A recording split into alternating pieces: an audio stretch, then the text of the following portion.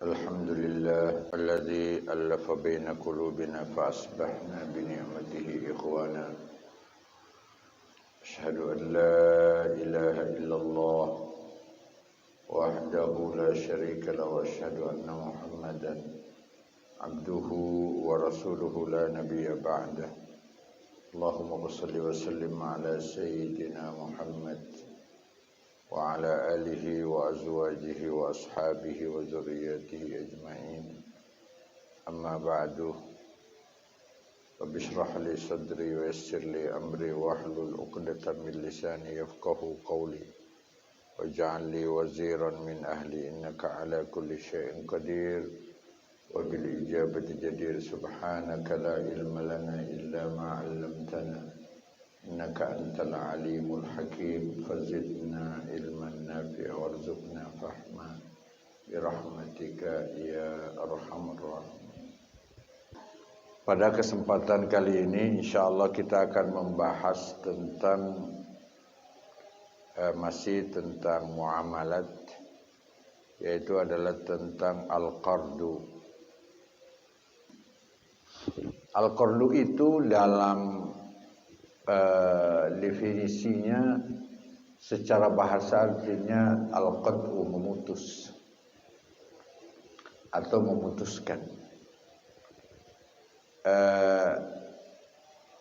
Kemudian menurut istilah syariat yaitu memberikan sebagian harta kepada orang untuk dimanfaatkan. Ya. Summa yaruddu bihi badalahu, kemudian oleh orang yang memanfaatkan itu nanti akan memberikan badalnya, gantinya. Ya. Wa zalika ka an yakula muhtajun liman yaslihu tabarrudan, itu seperti contohnya saya punya uang, kemudian datang seseorang yang butuh, Ustaz tolong dong serahkan 5 juta kepada saya uang untuk saya gunakan, apakah itu sebagai modal usaha awal, apakah itu untuk kepentingan nanti anak ganti sesuai dengan jumlah yang aku pinjam. Atau dalam bahasa kerennya disebut al-qardul hasan, peminjaman yang baik. Peminjaman yang baik itu apa? Yang tidak ada imbal balik yang lebih. Makanya Allah di dalam Al-Quran mengatakan falakum ru'usu amwalikum la tazlimuna wa la tuzlamun. Itu berkaitan dengan pinjamannya Ibnu Abbas yang dulu ngambil untung, minjemin 1 juta, minta untungnya 150.000, berarti orang harus bayar apa? 1.150.000.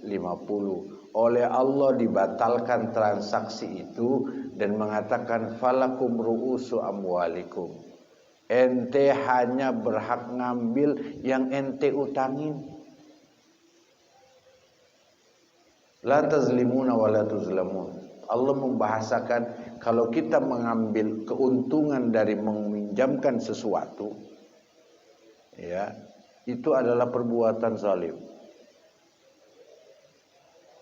La tazlimun, ente tidak menzalimi orang. Bagaimana kok redaksi ayatnya kok seperti itu? Meminjamkan orang kok saya malah dianggap menzalimi. Karena Anda tadi niatnya ingin nolong, tapi sekaligus nyekek. Apalagi kalau pinjaman itu kemudian berjangka dengan bunga yang apa? Yang nggak flat, kayak sistem rentenir. Karena kalau minjemin 5 juta, rumah yang seharga 150 juta bisa hilang. Maka ini perbuatan zalim. Kata Allah, la tazlimuna wa la tuzlamun. Kalau Anda transaksinya adalah meminjamkan, maka itu posisinya adalah menolong orang yang lagi kesusahan. Maka Islam mengatakan nggak boleh Anda mengambil untung dari situ. Kenapa? Hakikatnya Anda udah untung di mata Allah. Kenapa? Karena itu tidak nilainya gratis ente minjemin di mata Allah. Allah akan kembalikan untuk Anda berupa kebaikan. Sama kalau saya ada orang nyebrang, ente jangan minta upah kalau dia nyebrangin. Kenapa? Karena Anda di mata Allah itu sudah punya apa? Sudah punya upah di mata Allah. Ente niatnya nolongin, bukan niatnya ente disewa. Kalau ente disewa, tolong saya dong diseberangkan, saya sewa ente. Nah, itu transaksinya lain. Emang udah nyewa.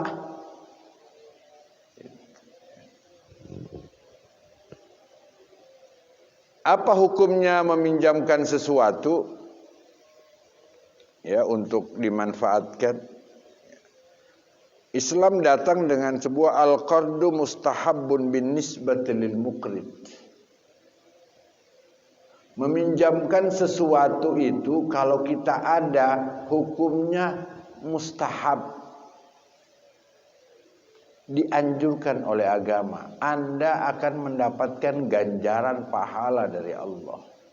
Mustahabun. Sangat disukai oleh Allah. Sangat dianjurkan oleh Allah kita untuk saling ta'awanu alal birri wat taqwa. Ayo saling menolong dalam kebaikan. Sebagaimana firman Allah, man zalladhi yuqridullaha qardan hasana fayudha'if lahu wa lahu ajrun karim. Allah lipat gandakan pahalanya, dan pahalanya adalah sebuah apa? Ajrun karim, pahala yang mulia. Pahala yang mulia maksudnya apa? Akan ditempatkan oleh Allah di dalam surganya. Itu adalah tempat yang mulia. Itu adalah ganjaran yang mulia. Mungkin kita kadang-kadang pikirannya kayak pikiran sebagian orang yang orang yang kapitalis gitu. Pokoknya kalau saya meminjamkan sesuatu dalam jangka waktu tertentu itu akan mengurangi nilai pinjaman. Maka saya harus mengcover kekurangan itu karena saya sudah menolongin Anda dengan kelebihan yang menurut Islam itu adalah bunga. Itu adalah riba. Kenapa? Karena memang Allah mengungkapkan di sini dalam hadis Nabi sallallahu alaihi wasallam, man naffasa an akhihi min kurabid dunya naffasallahu anhu kurbatan min kurabi yaumil qiyamah. Barang siapa yang bisa meringankan beban kehidupan saudaranya di dunia, Allah akan juga meringankan beban tuntutannya di akhirat di hari kiamat. Berarti apa? Ganjarannya adalah ente mudahkan urusan. Allah akan mudah di sana. Tidak menjadikan utang piutang di sini untuk apa? Untuk mencari untung. Jadi di situ artinya apa? Nolongin nafasa. Nafasa itu menolongin untuk meringankan beban. Maka persoalan muamalat itu tidak boleh lepas dari persoalan akidah dan iman. Makanya kita dalam Islam dalam berbagai macam tataran Allah mengatakan Iqra bismi rabbika. Bacalah dengan nama Tuhanmu. Ya.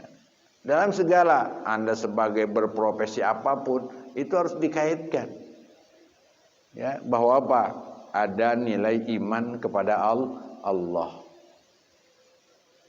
Ya, bismi rabbikal ladzi khalaq. Maka kalau nolongin orang harapkan. Wa amma bin nisbatil muqridi fahuwa muqtaridi fahuwa jaizun wa mubahun la kharaja fi.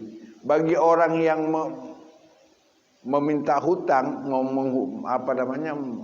diutangkan, baginya adalah itu boleh secara syariat. Boleh nggak saya minta minjem utang sama orang? Boleh. Yang penting tidak ada paksaan. Dia ngutangin nggak? Kalau nggak utangin, putus nih leher. Itu namanya nodong. Ya, boleh datang ke saudara yang dianggap mumpuni untuk memberikan solusi dari persoalan yang kita hadapi, pokoknya persoalan ekonomi, persoalan apa yang kita hadapi, atau persoalan sosial kayak masalah pendidikan anak, kebetulan kita nggak punya, sementara kita pengen menyekolahkan anak, boleh kita ngutangin, minjemin dulu. Dan itu banyak dilakukan oleh para ulama-ulama dulu tuh, minjemin uang ke anaknya untuk berangkat sekolah ke luar negeri. Dulu kan ngirim ke Mekah sana, ke Yaman untuk belajar, minjem dulu deh, sekarang lagi belum punya duit, boleh. Dan itu akan melahirkan sebuah manfaat ekonomi dan sosial yang paling baik. Makanya Islam melihat tidak perlu meminta imbalan, karena Allah sudah menjanjikan imbalan yang lebih baik, yaitu ajrun karim, adalah pahala yang mulia. Kemudian syurutuhu, syarat pinjam meminjam, fala yasihhu mimman la yamlik. Pertama, meminjamkan itu sesuatu yang kita miliki. Harus milkun tam, ente milikin, kecuali kalau atau kita diwakilkan. Pertama harus milik. Kemudian yang kedua, kalau kita diwakilkan, yang kita wakilkan itu betul-betul milik murni orang yang mewakilkan ke kita. Kayak apa? Instansi sesuatu. Itu kan mewakilkan ke kita untuk meminjamkan duitnya. Benar nggak ini duit milik orang? Jangan-jangan hasil korupsi. Jadi harus saya tahu nih. Oh iya, ini adalah milik kutab. Makanya nggak benar di dalam Islam kadang-kala perilaku kita yang kecil-kecil gitu loh. Minjem gergaji orang, terus dipinjemin lagi, akhirnya hilang. Padahal itu bukan miliknya, orang dia minjem. Tapi kita kadang-kala menganggap apa? Menganggap sepele. Niatnya menolongin, tapi apa? Anda melanggar aturan dalam menolong orang. Kalau Anda mau nolong, ya milik Anda, jangan milik orang. Kan kita kadang-kala begitu, Pak. Minjem tangga, belum dikembaliin, pinjemin lagi ke orang. Iya kan? Padahal apa? Dalam syarat meminjamkan sesuatu, ente harus milikin dulu. Kecuali kalau tangga Anda sendiri, yang ente pinjem tangganya, mungkin yang ente juga punya tangga yang lain yang lebih pendek. Yang ente pinjemin jangan tangganya orang yang lebih tinggi, yang lebih pendek, yang milik Anda. Begitu juga dalam hal masalah uang atau harta yang bernilai, yang pengen nolongin orang, ya harus kita miliki dulu. Ya, saya punya uang, saya minjem uang ke orang, saya pinjemin lagi ke orang, ya nggak boleh. Gitu. Kecuali dengan apa? Dengan perwakilan dan sebagainya. Wala min ghairi rasyidin, juga tidak sah, harus apa? Min ghairi rasyid. Harus penuh dengan kesadaran tentang apa? Tentang utang piutang itu harus paham.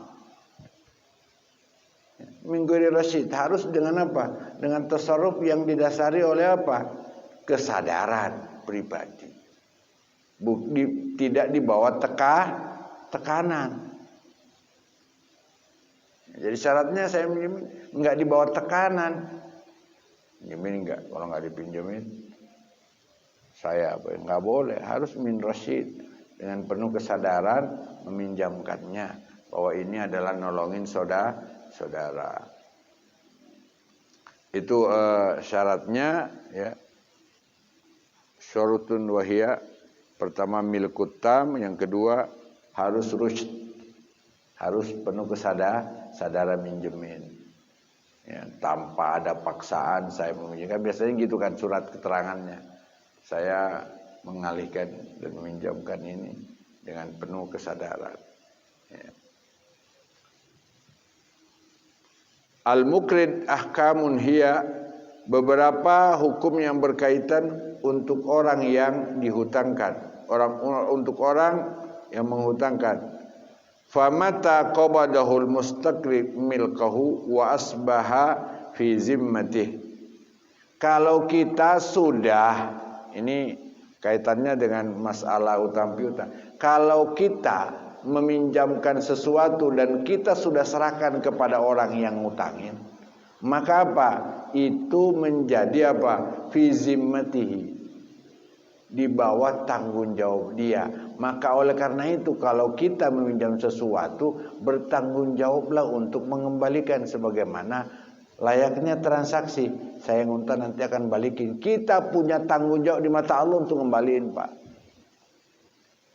Jangan niat utang tapi niat nilep. Itu namanya nyuri secara apa? Secara terselubung. Saya umpamanya minjem uang, tapi niat dalam hati nggak mau ngembaliin. Itu sebenarnya apa? Nyuri, Pak.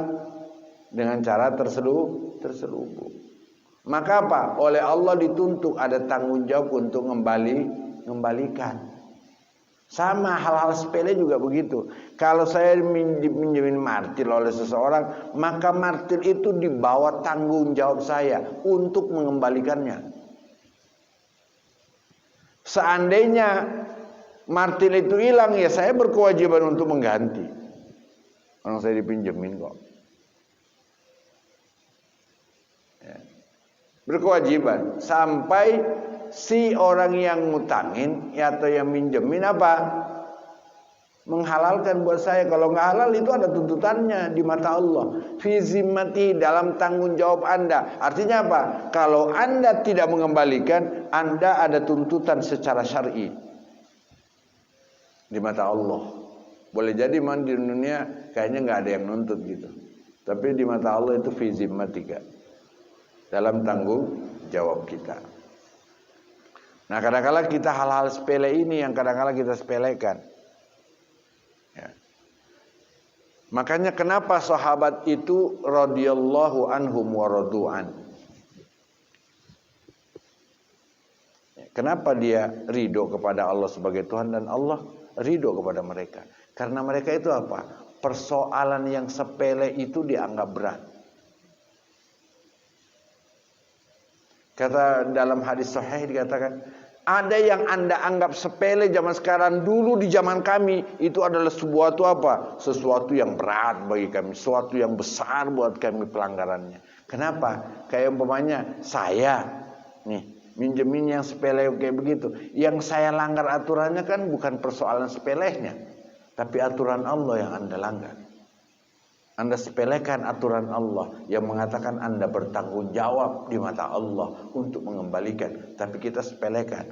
Atau meminjamkan barang orang padahal itu ada di dalam tanggung jawab kita untuk menjaga.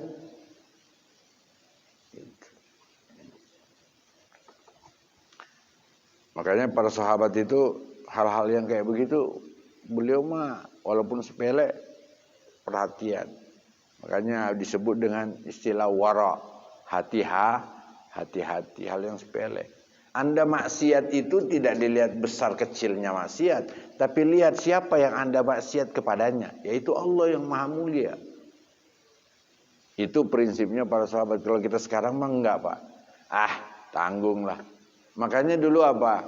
Hal-hal yang sepele yang diungkapkan oleh ulama-ulama kita dalam sejarah kehidupan mereka itu yang unik. Yang Allah berikan apa? Keberkahan. Kita nggak usah jauh-jauh lah ke ulama-ulama yang jauh gitu eranya. Ke ulama kayak Kiai Khalil Bangkalan. Salah satu orang yang mendirikan organisasi Nahdlatul Ulama. Ki Khalil Bangkalan itu saking hati-hatinya, Pak. Waktu mondok dikisahkan kenapa dia karomah ilmunya, berkah gitu. Dia itu kalau nanak nasi ada bekas kayu-kayu bekas orang lain nanak. Karena dulu kan dapur itu Pak gantian santri itu di kobong tuh. Ini kelompok kobong A, kelompok kobong B, kelompok kobong C. Ibaratnya gitu. Kobong 1, kobong 2, kobong 3. Ente waktu masaknya kobong A umpamanya jam 3 untuk makan masak sore nih jam 3. Sampai jam 4 nanti pindah ke kobong 2. Jam 5 pindah ke kobong 3 umpamanya gitu. Di itu dapurnya mah ada, Pak, gitu. Nah, Imam Khalil bin Khalil kalau dia dapat giliran kobongnya, mau masakan orang yang tadi masak yang pertama kan kadangkala dulu pakai kayu, Pak. Kan nggak habis tuh kayunya tuh dipakai untuk apa? Masak. Ada yang tersisa segini-segini ukurannya nih. Dia mandi bersihin, Pak. Kenapa? Kata dia ini mah nggak halal saya gunakan punya orang. Sehingga apa? Yang dipakai nanak nasi itu betul-betul halal. Sehingga apa? Makanan yang dimakan itu halalan thayyibah, Pak. Enggak ada syubhatnya. Kalau kita kadang-kadang udah tanggung, menyepelekan gitu. Ya. Itu yang akhirnya mendapat apa? Mendapatkan bahwa kita tidak perhatian sama ketentuan Allah. Kalau ini haram hukumnya saya gunakan, mau kecil kayak mau gede kayak sama hukumnya haram. Makanya itu kemudian apa? Beliau hidupnya sangat berkah dan banyak sekali karamahnya. Hal-hal sepele yang kadangkala kita anggap sepele di zaman sekarang. Mereka sepele itu dianggapnya apa? Sesuatu yang ngapain pakai disapu, dibersihin. Bekas abunya aja dia nggak mau gunain, Pak. Nyampur. Banyak kan kayu itu kadang-kadang kan ada barahnya gitu, ada bekas apa? Bekas arengnya gitu. Itu nanti kalau dia menyala berarti saya gunakan areng orang dong. Makanya dia sapu bersih, Pak. Kayak Khalil Bangkalan itu. Maka hidupnya subhanallah karomah. Banyak sekali. Makanya digolongkan sebagian dari aulia illah di Indonesia. Gitu. Makanya apa? Ini yang pertama harus kita iza kana laha masalun wa illa faqimatuha. Kalau uang itu ya saya tidak bisa ganti kembalikan, maka apa? Boleh masih tetap di dalam tanggung jawab saya ila yaumil qiyamah sampai saya kembalikan yang seharga uang yang saya utang. Kebetulan sampai habis masa utangnya gitu, saya belum punya uang. Maka apa? Kewajibannya kita harus menyerahkan sesuatu yang berharga sebagai gantinya. Pokoknya apa? Apakah itu HP? Banyak kalau minjemnya 1 juta. Mas ini harganya masih 1,5 juta. Kalau ente jual sekarang silakan. Saya kalau duit nggak ada nih. Kebetulan waktu itu udah jatuh tempo nih utang. Janji saya dulu 2 bulan. Sekarang udah 2 bulan.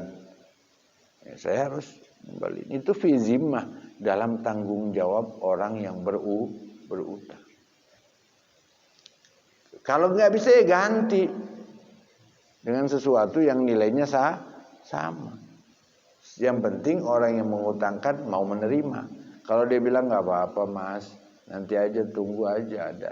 Daripada saya ini juga ntar kalau saya yang ngambil ini harganya lebih, saya tanggung jawab lagi ngembaliin. Gitu. Kecuali kalau ada apa ikhfafun minal ikhwa yang mengutamakan, ada toleransi dari yang mengutangkan. Yalzamu lil mukridi ya wafa'uhu fi ghairi maudihi. Wajib hukumnya, yalzam itu artinya wajib hukumnya secara hukum syar'i. Orang yang al-muqtarid, orang yang mengutangkan, wafa'uhu, mengembalikan. Ya.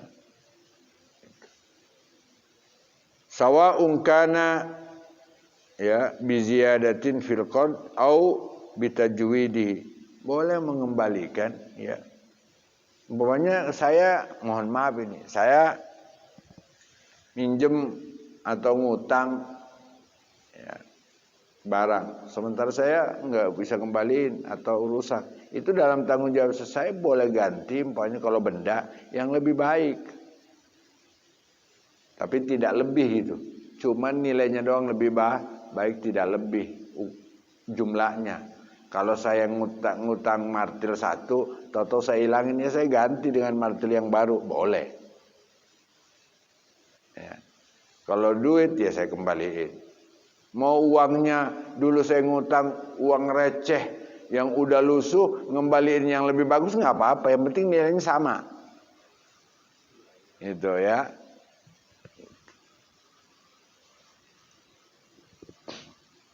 Maka dalam hal utang piutang ini kita harus betul-betul simpan dalam ini dalam rangka menolong seseorang.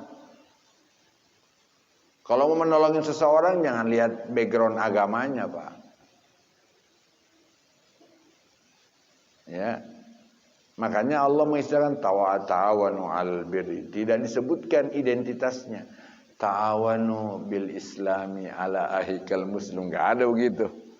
Ta'awanu 'alal birri wat taqwa. Ayo dalam kebaikan, siapapun orang yang membutuhkan ente tolong. Sawa'un kana bi ziyadatin fil qardi aw fi tajwidihi aw yanfu akhar kharaja anil qardi wa in kana zalika bi syartin wa tawatun bainahuma, amma iza kana mujarradu ihsanin minal muqtarid fala ba'sa. Maka memberikan sesuatu yang lebih itu, kalau ada janji sebelumnya atau ada konsekuensi yang tidak tertulis yang sudah disepakati, itu tidak dibolehkan. Betul sih ngutangin di sini mah apa? Pak, di kampung ini pokoknya ada kampung punya apa transaksi seperti ini. Ente ngutang 1 juta, nggak usah diomongin, kudu harus kembaliin 1.100.000. Itu mah udah lazimnya di sini. Kalau ada kelaziman kayak begitu, maka yang 100.000-nya itu nggak boleh. Kecuali kalau betul-betul apa? Ini mah ihsan. Mimbabil ihsan boleh saya terima, Pak. Pokoknya ngutangin tanpa ada transaksi, tanpa ada syarat tertulis atau tidak tertulis yang ditetapkan oleh satu kebiasaan di sebuah tempat. Saya kemudian apa? Datang mengatakan ini uang pinjaman saya dan ini balasan kebaikan untuk Anda. Itu boleh diterima. Tapi tidak ada dalam nilai persyaratan dan transaksi. Kalau ditentukan oleh transaksi, itulah yang disebut dengan ar-riba. Apakah riba fadl atau riba nasi'ah? Ya.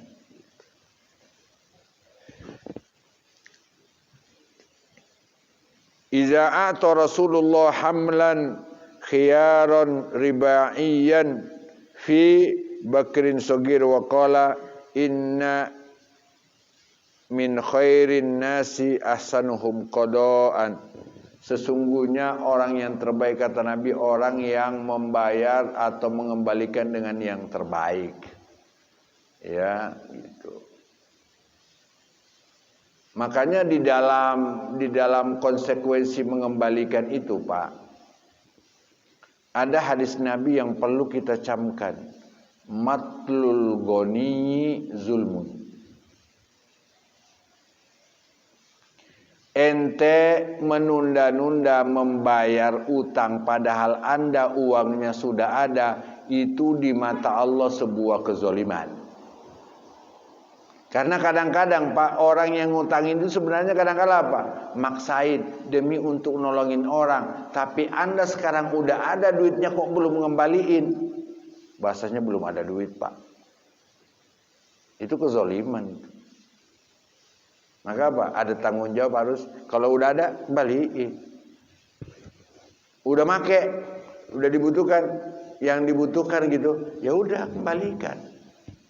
Jangan tunda-tunda, ntar, besok, tarsok. Lama-lama jadi apa? Bosok. Gitu, jadi rusak. Gitu. Ya.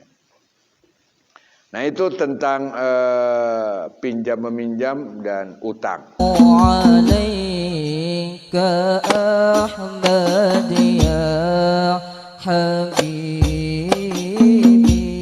assalamu alaikum.